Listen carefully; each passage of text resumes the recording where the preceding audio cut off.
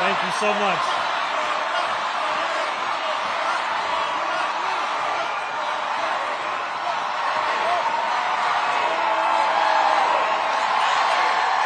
Good evening, New York City!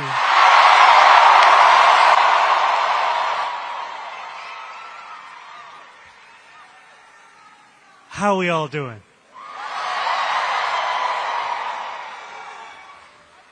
Habibi, how are you? It is so good to see you all here tonight.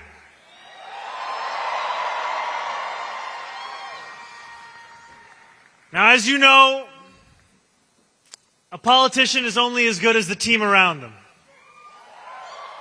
So I have to ask that team to start up this teleprompter.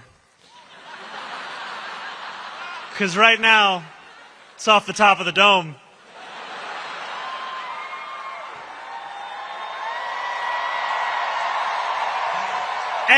And while we wait, why don't we actually begin? Can we first hear a round of applause for our incredible MC, Sarah Sherman?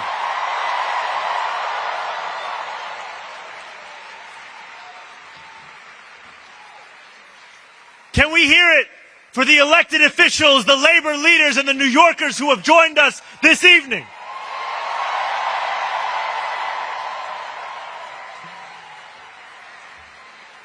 And can we hear it for Congresswoman Alexandria Ocasio-Cortez?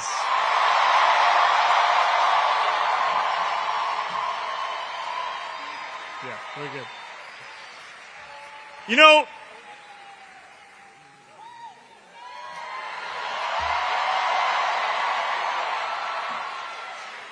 there are many things one can say about our Congresswoman, but I want to tell you a story about 2021.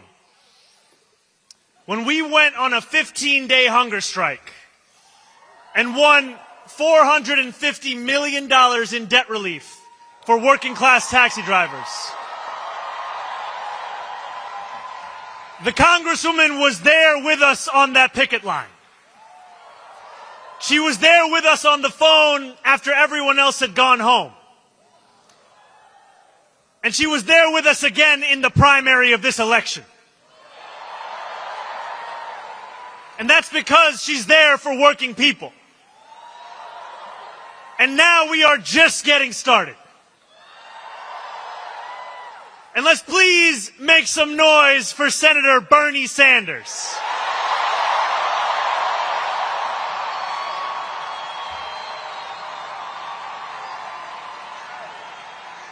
I stand before you tonight only because the senator dared to stand alone for so long. I speak the language of democratic socialism only because he spoke it first.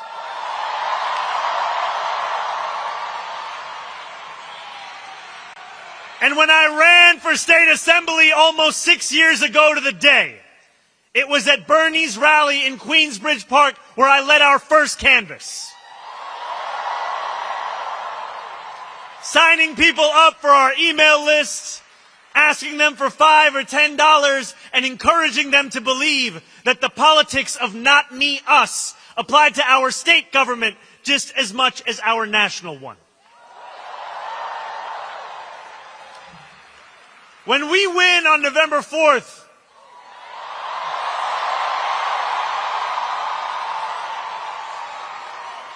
and then govern from City Hall with dignity as the foundation of our politics, it will be because of the movement that Bernie built.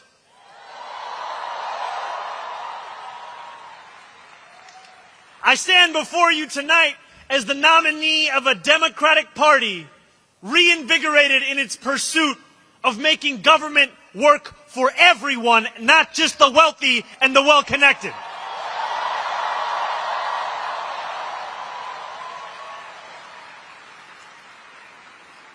Looking out at more than 13,000 of you here in Forest Hill Stadium,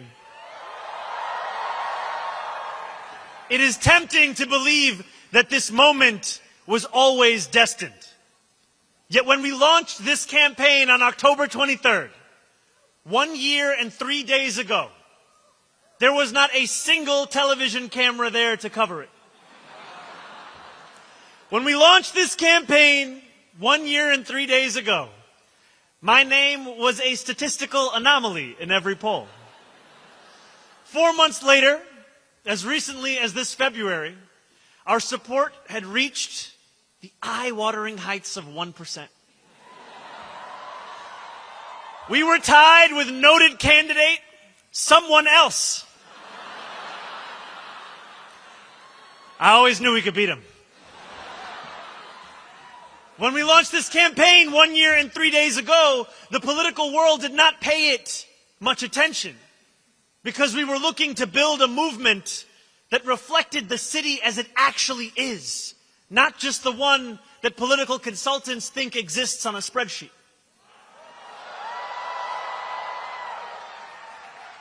And when we launched this campaign 1 year and 3 days ago, we were dismissed as a punchline in the halls of power. The idea of fundamentally changing who government serves in this city was unimaginable. Even if we gained momentum, they asked, how would we ever overcome the tens of millions of dollars in attacks that would follow? Yet we knew then what we know now. New York is not for sale.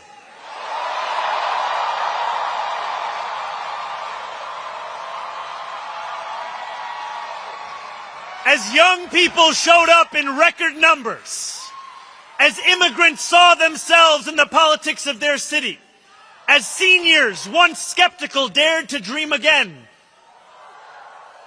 we spoke with one voice. New York is not for sale.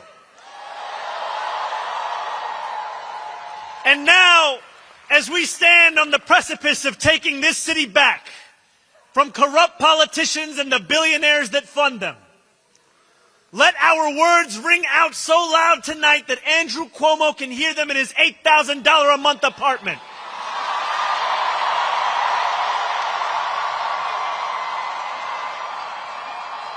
Let them ring so loud so that he can hear us even if he's in Westchester this evening.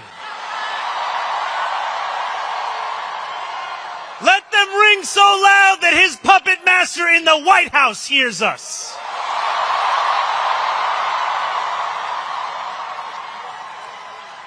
New York is not for sale.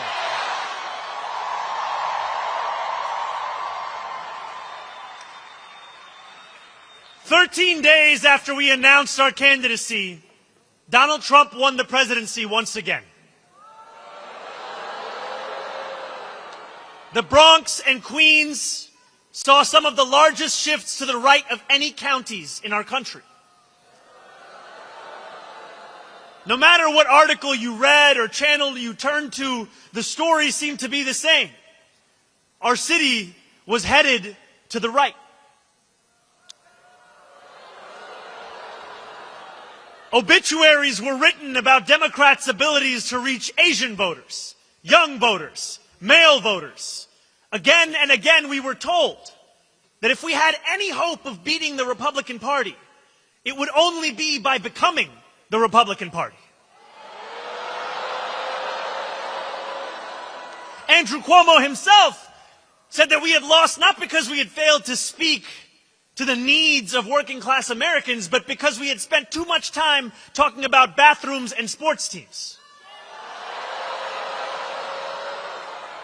This was a moment where it seemed our political horizon was narrowing.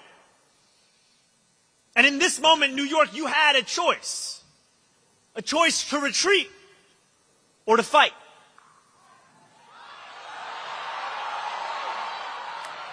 And the choice that we made was to stop listening to those experts and to start listening to you.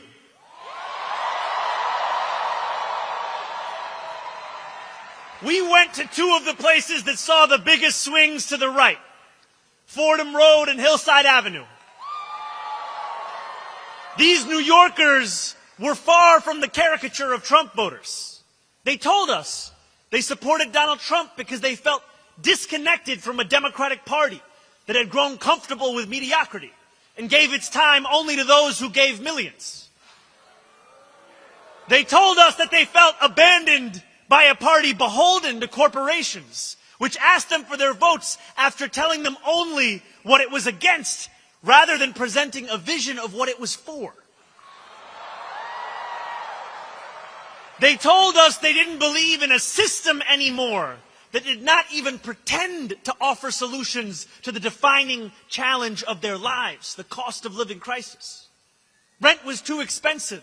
So were groceries. So was childcare. So was taking the bus, and working 2 or 3 jobs still wasn't enough. Trump, for all his many flaws, had promised them an agenda that would put more money in their pockets and lower the cost of living. Donald Trump lied. It was up to us to deliver for the working people he left behind. Over the 8 months of the primary, we told New Yorkers how we intended to address that very same affordability crisis. We did not do it alone. This was a movement powered by tens of thousands of everyday New Yorkers who knocked doors between 12-hour shifts at work and phone banked until their fingers were numb. People who had never voted before became die-hard canvassers. Community formed. Our city got to know each other and itself. This, my friends, was your movement. And it always will be.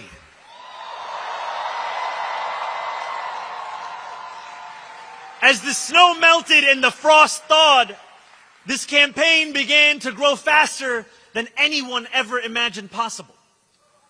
So many small donors chipped in that we had to ask you to stop donating. Please stop. We climbed the polls faster than Andrew Cuomo could dial Donald Trump's number. People started to learn how to pronounce my name.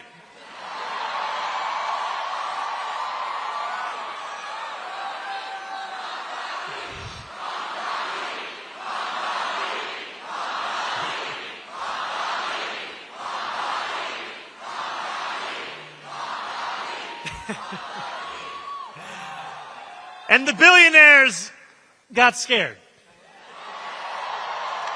Or, as the New York Times would describe it, the Hamptons was basically in group therapy about the mayoral race.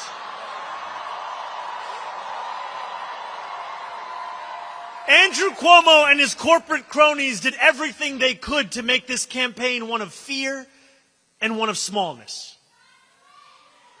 Hell yeah.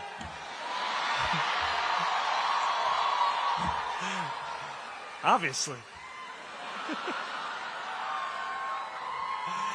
They pumped millions into this race, artificially lengthened my beard to make me seem menacing, painted our city as a dystopian hellhole, and worked night and day to divide the people of New York. They failed. When I walked the length of Manhattan just a few days before the election, hundreds of New Yorkers marched alongside me. And when we strode into Times Square under a billboard with betting odds that showed Cuomo's chances of winning at nearly 80%, we knew that the so-called experts were set to get it wrong yet again. Andrew Cuomo was supposed to be inevitable. And then on June 24th, we shattered that inevitability.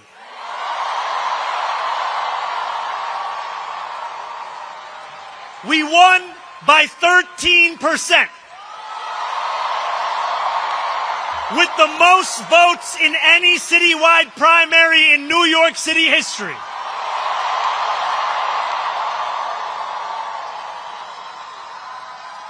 Some of those New Yorkers had voted for Trump. Many others had never voted before. And when Andrew Cuomo called me to concede at 10:15 that night, he said over the phone that we had created a tremendous force. When you insist on building a coalition with room for every New Yorker, that is exactly what you create, a tremendous force.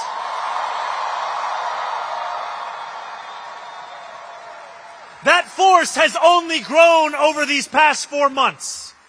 We now have more than 90,000 volunteers. And we have spoken to millions more New Yorkers. We have put forth new plans in these last few months for how we will govern, hiring thousands more teachers for our schools, taking on the consultants and the contracts in city government, and tackling the final boss of New York City infrastructure, scaffolding. But over the past few weeks, as this race has entered its final days, we have witnessed displays of phobia that shock the conscience. Andrew Cuomo, Eric Adams, and Curtis Sliwa do not have an agenda for the future. All they possess is the playbook of the past.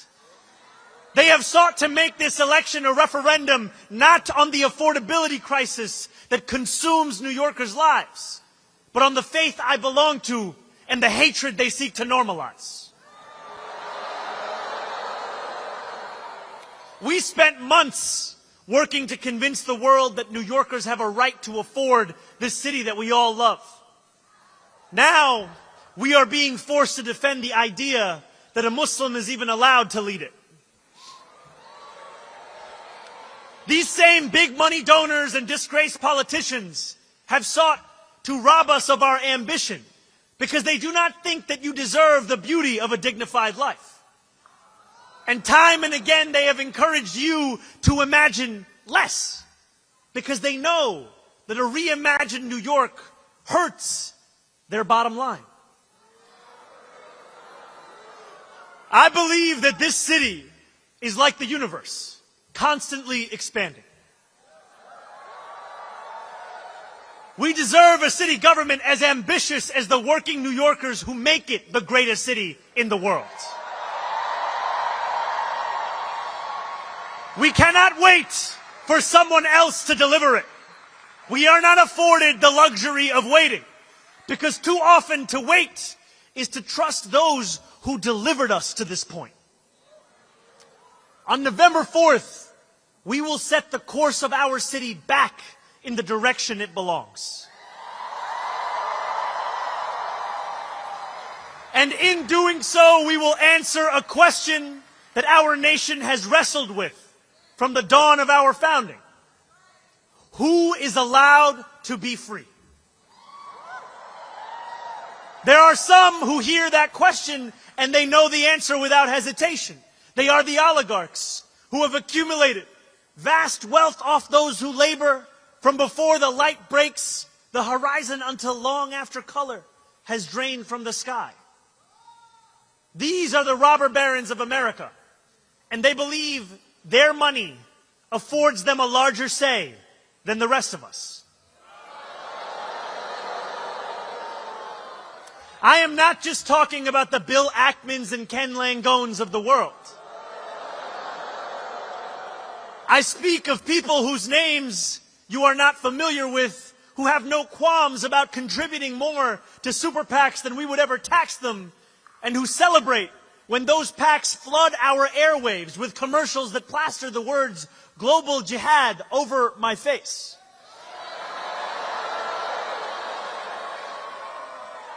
Their freedom doesn't just come at the expense of dignity and truth. It comes at the expense of the freedoms of others too. They are the authoritarians who seek to keep us pressed beneath their thumbs because they know that once we shake ourselves loose, we will never, be held down again. Each and every one of these people think New York is for sale.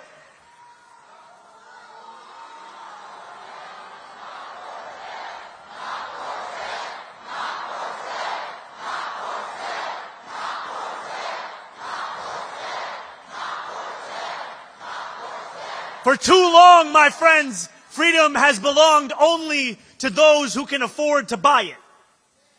The oligarchs of New York are the wealthiest people in the wealthiest city, in the wealthiest nation in the history of the world. They do not want the equation to change.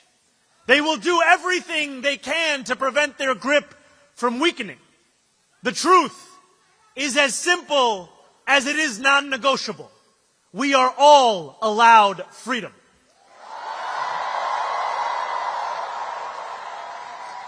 Each one of us, the working people of this city, the taxi drivers, the line cooks, the nurses,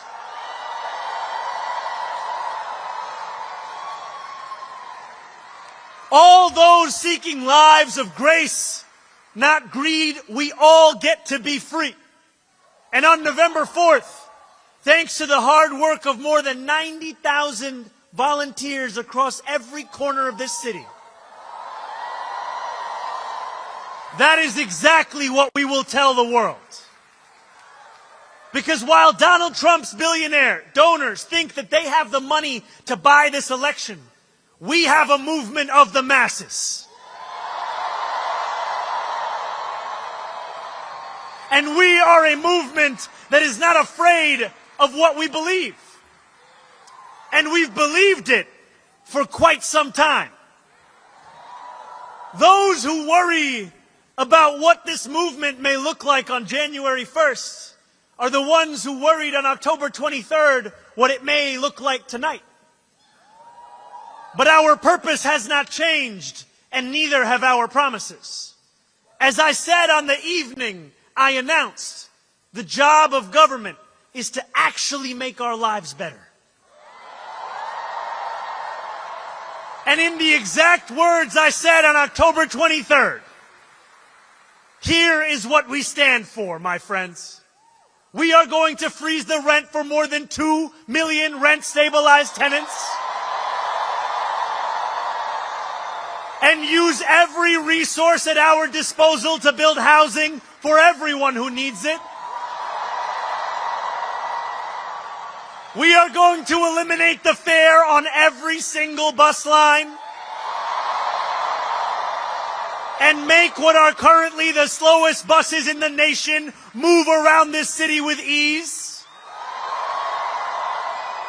And we are going to create universal childcare at no cost to parents, so New Yorkers can raise their family in the city they love. Together, New York, we're going to freeze the.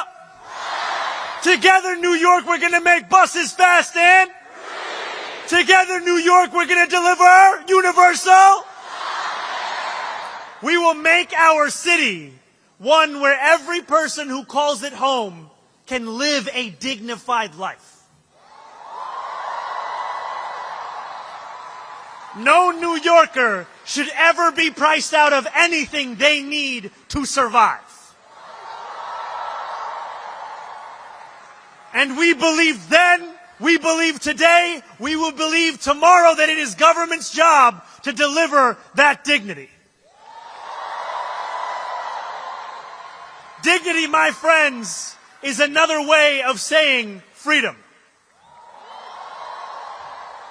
Standing before you this evening, I take great strength from those who have labored mightily for the cause of freedom in America, who refused to accept that government could not meet what moments of crisis demanded from it. When the power of the people overwhelms the influence of the powerful, there is no crisis that government cannot meet. It was government that enacted a New Deal to lift a generation out of poverty, to create beautiful public goods, and establish the right to unionize and collectively bargain. My friends, the era of government that deems an issue too small or a crisis too big must come to an end. Because we need a government that is every bit as ambitious as our adversaries. A government strong enough to refuse the realities we will not accept and forge the future we know we deserve. A government that refuses to accept 1 in 4 New Yorkers living in poverty. That refuses to accept more than 150,000 public school students being homeless.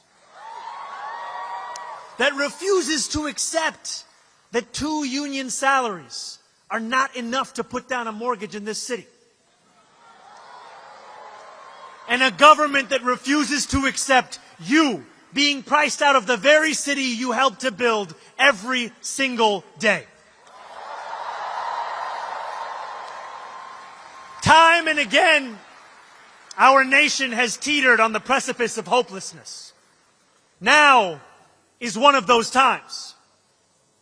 But in each of these moments, working people have reached into the darkness and reshaped our democracy. No longer will we allow the Republican Party to be the one of ambition.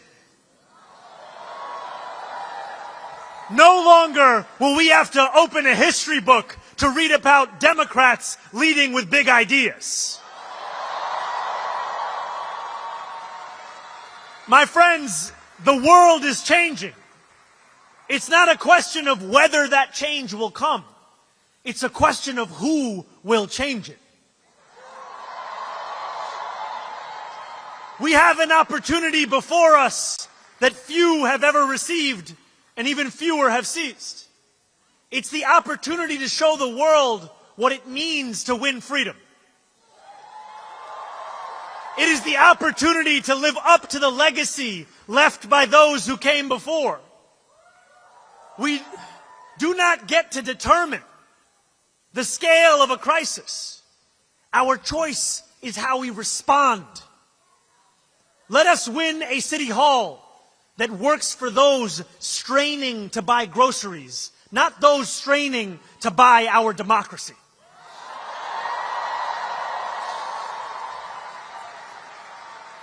And let us look forward to January 1st, when the hard work of governing will begin.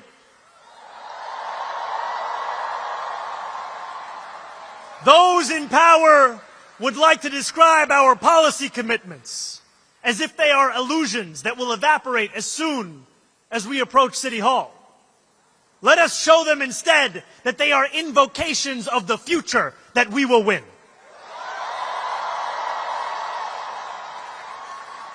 And let us prove to each and every New Yorker that a politics of expansion does not just mean imagination.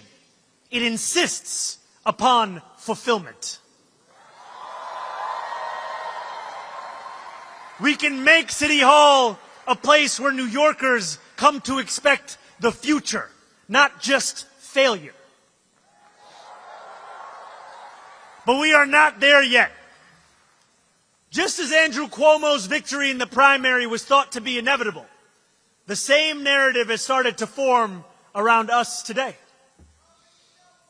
When you read the articles that tell a post-election story of triumph while we are amidst early voting, when you see the Kalshi odds that have our chances of victory in the 90s, know this: you are reading the same things that Andrew Cuomo read when he went to sleep each night in June, believing that his victory was promised. We cannot allow complacency to infiltrate this movement.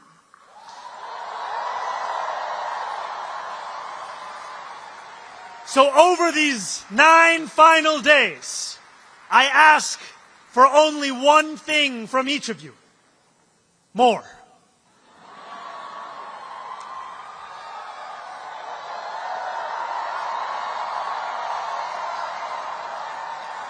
I know you are tired. And for that I recommend some Adani chai. And still, I ask for more. I know the attacks have intensified, that a warm bed is more inviting than a sixth-floor walk-up, that another evening spent knocking doors after a long workday feels daunting. And still, I ask for more. I ask for more because that is the only way that we win a future of more. So if you are able, I urge you, my friends, stand up. If you have knocked a door, turn your flashlight on.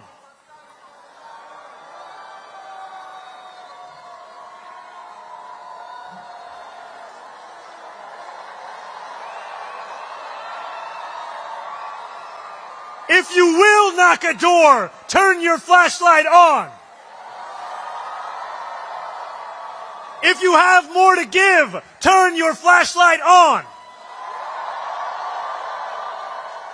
Together, let us make a light bright enough to banish any darkness. Over these final 9 days and the months and years that follow, the powers that be will throw everything in their arsenal against us. They will spend millions more dollars. They will attack us from every conceivable angle. But we will not bend. We will not flinch. We will triumph over the oligarchs, and we will return dignity to our lives. Nearly 89 years ago to the day, FDR spoke before a crowd of thousands at Madison Square Garden. He said, "I should like to have it said of my first administration that in it the forces of selfishness and of lust for power met their match. I should like to have it said of my second administration that in it these forces met their master. My friends, I should like to have it said of our campaign that in it, the forces of selfishness and lust for power met their match. And I should like to have it said of our City Hall that in it, these forces met their master."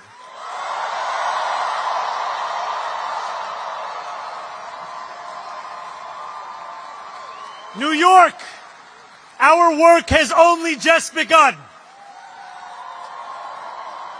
On November 4th, we set ourselves free. Thank you.